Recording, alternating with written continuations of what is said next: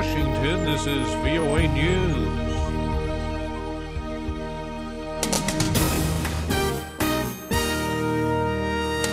I'm Ray Kouguell reporting.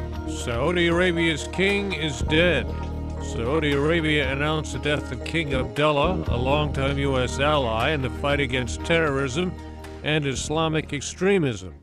He is believed to have been 90 years old. His half-brother Prince Salman will succeed him. King Abdullah had officially ascended to the throne in 2006, but had actually ruled since 1995 when his predecessor King Fahd suffered an incapacitating stroke. King Abdullah was suffering from pneumonia. Yemen's President Abd-Rabbu Mansour Hadi and his cabinet have submitted letters of resignation. The move comes amid a political tug-of-war between the president and the Houthi militia that's been gripping the country since Monday. Speaking from Sana'a, the capital, Thursday, UN envoy Jamal Benomar said the political crisis would only be resolved if the rival groups honor earlier agreements calling for power sharing and an end to violence. 21 members of an international coalition against the Islamic State met in London Thursday to talk about strategies aimed at defeating the militant group.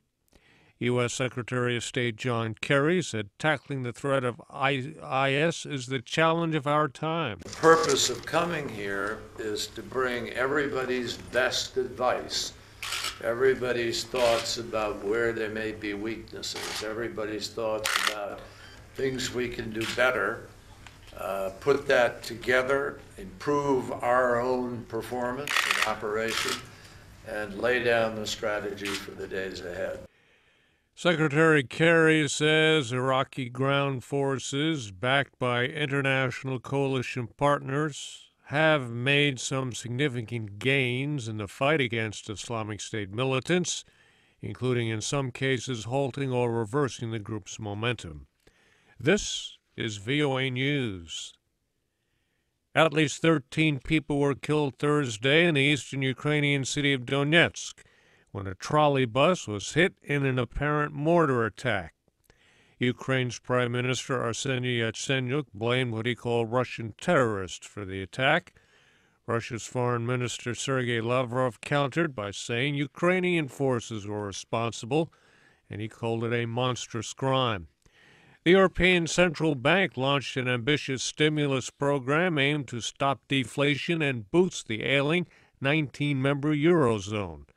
The bank plans to buy billions of dollars worth of Eurozone bonds in the coming months.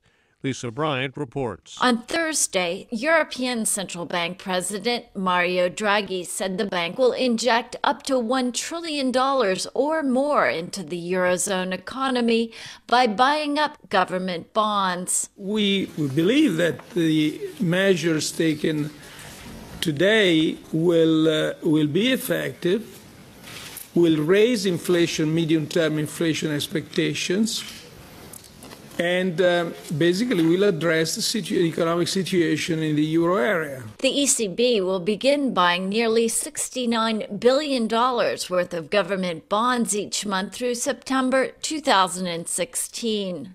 Lisa Bryant for VOA News, Paris. Partial results from Zambia's presidential election show ruling party candidate Edgar Lungu holding a small lead. The tally released by Zambia's Electoral Commission Thursday shows Lungu of the Patriotic Front Party winning just under 51% of the vote. The poll was called to replace President Michael Sata, who died after a long illness last October. Final results are expected Friday. The Democratic Republic of Congo's Senate announced a one-day delay for its vote on a proposed electoral law that sparked days of violent protests. Senators say they'll vote on Friday. VOA's Gabe Joslow has more. The International Federation for Human Rights says at least 42 people have been killed in clashes with security forces in Kinshasa since Monday, when demonstrations erupted against the proposed electoral law. The organization called for Congolese authorities to put an end to what it called an excessive use of force against protesters. Opposition groups say the proposed law which calls for a census before the next presidential election due in 2016, is a ploy to allow President Kabila to stay in power beyond the 2 terms mandated in the Constitution. Gabe Joselo, Nairobi. The White House says President Obama will not meet with Prime Minister Benjamin Netanyahu when the Israeli leader visits Washington in early March to speak to a joint meeting of Congress. A National Security Council spokeswoman says that as a matter of long-standing practice and principle, the president does not meet with heads of state in close proximity to their elections.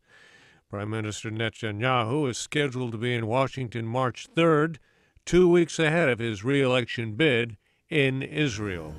I'm Ray Kouguell in Washington. That's the latest world news from VOA.